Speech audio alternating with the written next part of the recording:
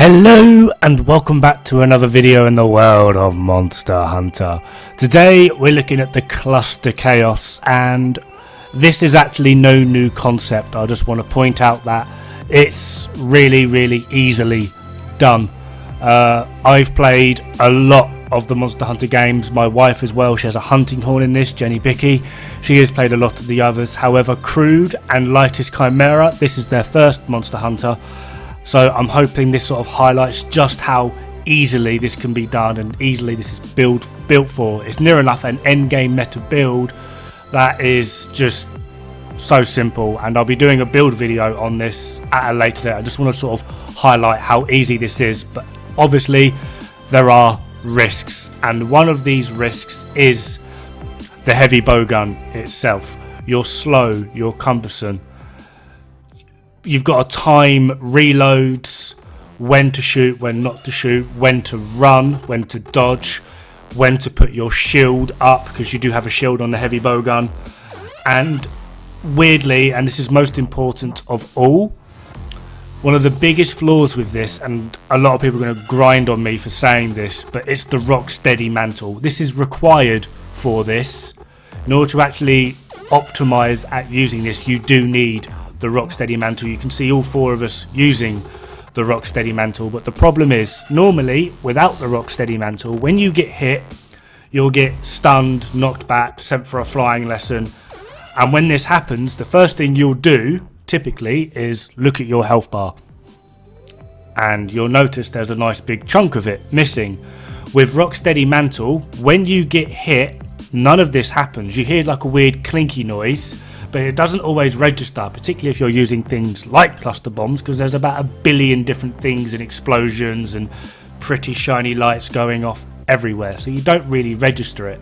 So you tend to just sit there in the middle of an absolute clusterfuck, pun intended, with all this damage that you're absorbing, and it's a bloody nightmare. This is one of the reasons why we don't actually have a fourth heavy bowgunner using clusters, and we have a hunting horn instead to help counteract that until it sort of clicks, shit, I need to get up and run away. So there are some definite risks with this, but however there are rewards, and what is actually going to be shown here is the full clip of a fight versus a tempered Kushala Daora, or Daora, however you want to pronounce it.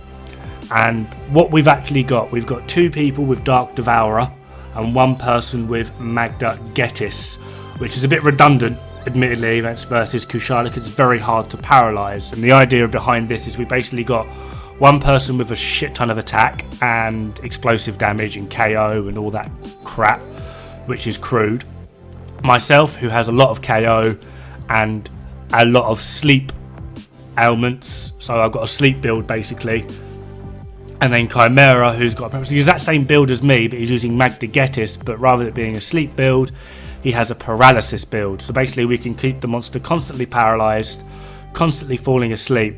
And the idea is once it's asleep, we put our little bombs down and we just bomb the ever-living crap out of it. And the end result really is pretty decent run times. This is near enough equivalent of speed running. You're going to need or want KO, whether this be a charm or decorated in, and the amount of damage you're able to dish out and bruise your way, absolutely nuke your way through near enough everything, is actually just a little bit insane. We've tested this against Nergigante, who takes below 5 minutes. Kushala Daora, which is the quickest we've been able to do, and that is approximately just over in between 2 and 3 minutes. Sadly, the quickest time we've actually done it in is 2 minutes 16, but I wasn't actually recording at the time, so I had to take a little screenshot, so I hope you guys don't mind that. This run through took us about 3.5 minutes. Valhazak, due to his insane health pool, along with having to take time out to deal with the effluvia, takes you about just over 5 minutes. Kirin can be a pretty big nightmare, but this is all based on RNG as to deciding on what he decides to do and when he decides to do it. But the quickest we've managed to do that is about 4 minutes, but the longest is actually about 10, which is really annoying. honestly, just this is probably one of the best ways in which you are able to actively and quickly farm a lot of the tempered elder dragons in the game. You can just do these so darn quick.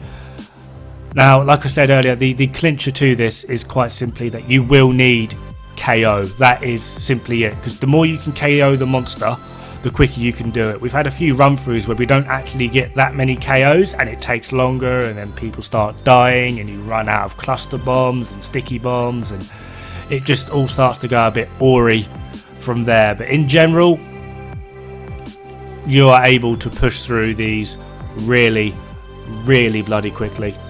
And on a quick side note, before I leave you, there is a clip at the end of this video which does show another problem with this, and that is if you don't really have a decent computer. I mean, mine's pretty good. I wouldn't say it's currently top of the range, but it's just that one step below.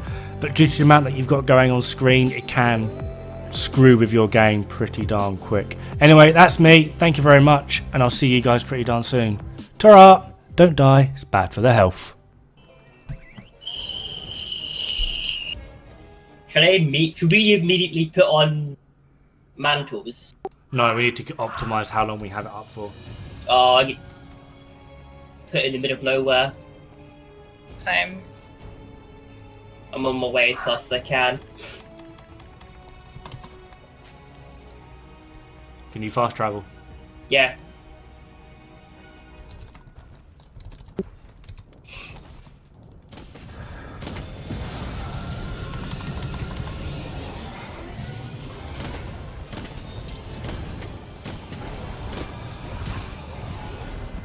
Sleeping.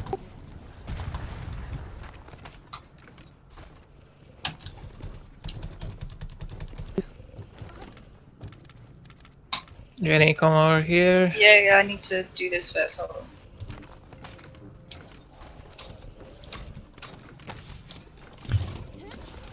I'm ready.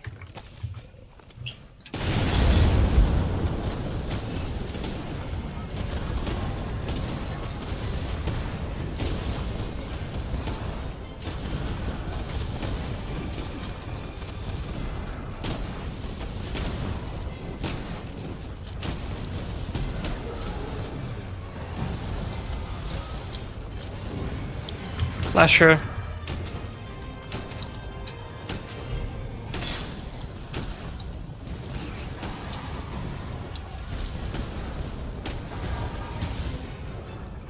Oh, come on. Sleeping.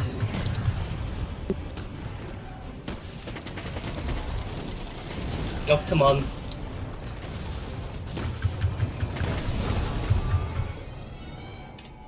Oh, I've crashed. Oh no. It's fine. We've Yeah, got this.